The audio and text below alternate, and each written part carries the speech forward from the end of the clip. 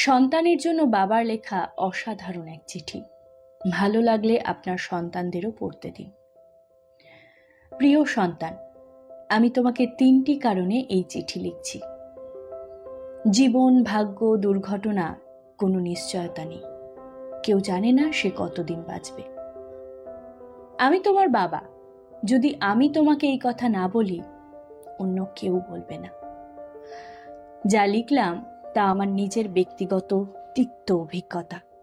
এটা হয়তো তোমাকে অনেক অপ্রয়োজনীয় কষ্ট পাওয়া থেকে রক্ষা করতে পারে। জীবনে চলার পথে এগুলো মনে রাখার চেষ্টা করো। যারা তোমার প্রতি সদয় ছিল না, তাদের উপর অসন্তোষ পুষে রেখো না। কারণ তোমার মা এবং আমি ছাড়া তোমার প্রতি সুবিচার করা কারো দায়িত্বের মধ্যে পড়ে না। আর যারা তোমার সাথে ভালো ব্যবহার করেছে, তোমার উচিত